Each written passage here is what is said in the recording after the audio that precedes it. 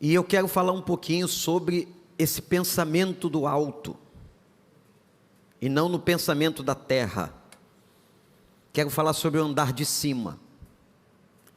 Eu fui numa igreja recentemente que tinha um culto com esse nome. Achei muito interessante. Andar de cima. Os pensamentos de Deus.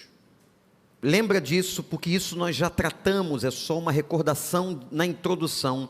Os pensamentos de Deus são diferentes dos nossos pensamentos. Está na Bíblia. Deus pensa numa direção, nós pensamos em outra direção.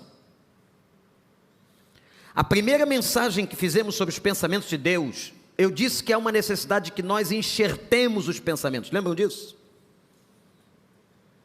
Como aquela árvore, aquele galho que você enxerta numa outra árvore. E é possível ela frutificar. Então, enxertar na cabeça os pensamentos de Deus. Os pensamentos são muito importantes no ser humano. Existem muitos livros de psicologia, de neurociência, que tratam sobre o pensamento. A psicologia diz o seguinte: o que eu penso afeta os meus sentimentos, as minhas emoções e as minhas ações. Preste atenção. Eu vou repetir, porque esta frase é muito importante. O que eu penso afeta os meus sentimentos, as minhas emoções e as minhas ações. Impressionante quando você pensa alguma coisa e aquilo interfere no seu sistema emocional. E quando você pensa alguma coisa, isto é preliminar na direção de uma ação humana. Gente, eu encontrei uma definição muito interessante estudando o pensamento, de que pensar é muito mais do que um exercício mental. Olha que interessante, pensar é um motivo que me impulsiona. Achei isso muito lindo e próprio. Pensar é muito mais do que um exercício mental, pensar é um motivo que me impulsiona. Por isso que o pensamento afeta as emoções, afeta o comportamento de uma pessoa. Agora, é psicológico também, que quando eu penso alguma coisa constantemente, anote isso, eu fico, ou eu escravizo a minha mente naquele pensamento. Se você pensar constantemente numa determinada coisa, é como se você exercitasse o funcionamento da mente, e você acaba escravizando a mente naquele pensamento. Por isso que o Evangelho, sabendo Paulo que nós somos carnais e levados a pensamentos carnais, ele disse: para que não se tornem escravos de pensamentos carnais, levem a mente cativa a Cristo. Olhe para mim, deixa eu dizer uma coisa para você. Essa afirmação aqui é bíblica, mas é dura, difícil. Sua mente tem dono. A sua mente tem dono. O problema é você definir quem é o dono dela. E só tem dois donos, ou dois que podem tomar esta posição, e são antagônicos. Ou a sua mente pertence a Deus, a Cristo, ou a sua mente está a serviço do diabo. Que afirmação dura, difícil, porque agora eu sei que vocês se lembraram de um monte de gente amiga, gente boa, gente que você conhece, gente que trabalhou com você, gente que foi seu vizinho, gente que andou com você passeando por aí, mas não tem a mente de Cristo.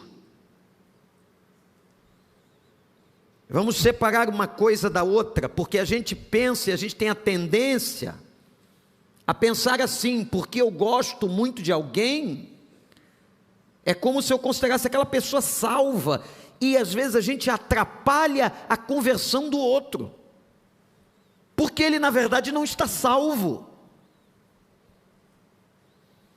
De quem é a sua mente? A quem você entregou a sua cabeça?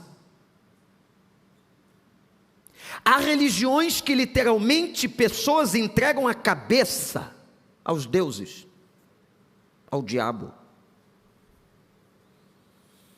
em rituais que envolvem inclusive pactos de sangue. O que nós estamos dizendo aqui não é brincadeira, gente. Quando Paulo, escrevendo aos Colossenses, disse que vocês pensem nas coisas do alto, é porque há uma seriedade muito grande sobre os nossos pensamentos.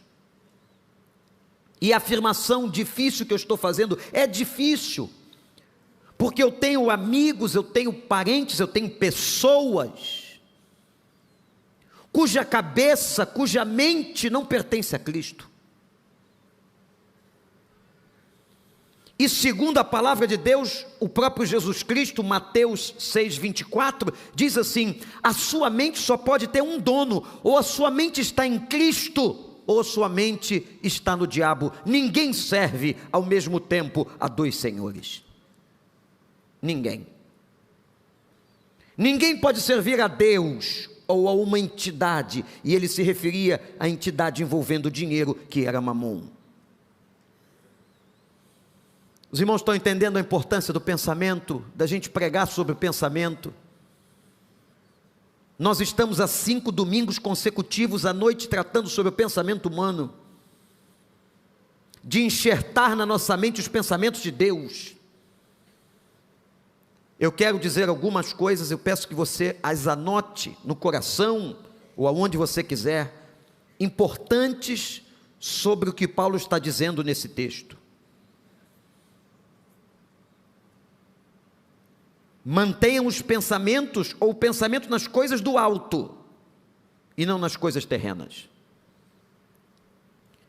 Para você compreender o que ele está dizendo, você tem que ler todo o contexto do capítulo 3 de Colossenses. E Paulo começa o capítulo falando sobre o quê? Sobre a ressurreição dos crentes.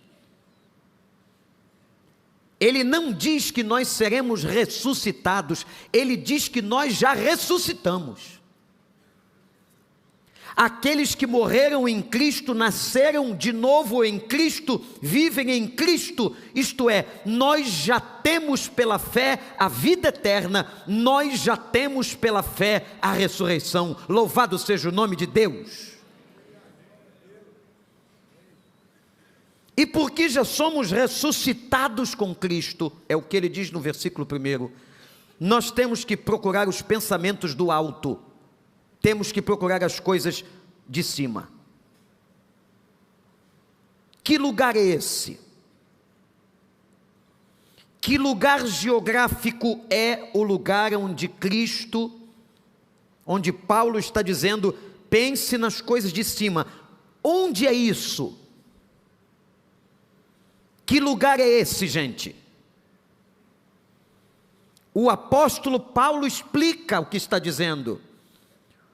O lugar de cima a que se refere é o lugar onde Cristo está sentado à direita do Pai.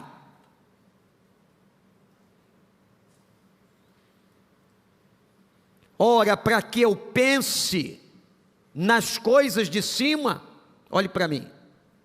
Eu estou pensando nas coisas que estão no lugar onde Ele está.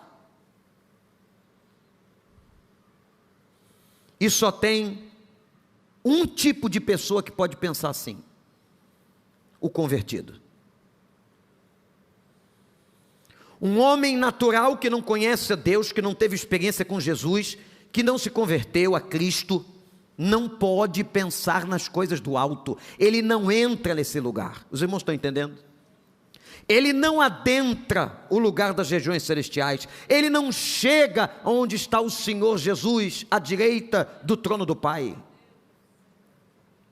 Mas você que se converteu, você que passou uma experiência com Cristo, você tem acesso pela graça, pelo sangue do Cordeiro, ao trono do Senhor, à presença de Jesus. Nós podemos pensar os pensamentos dele.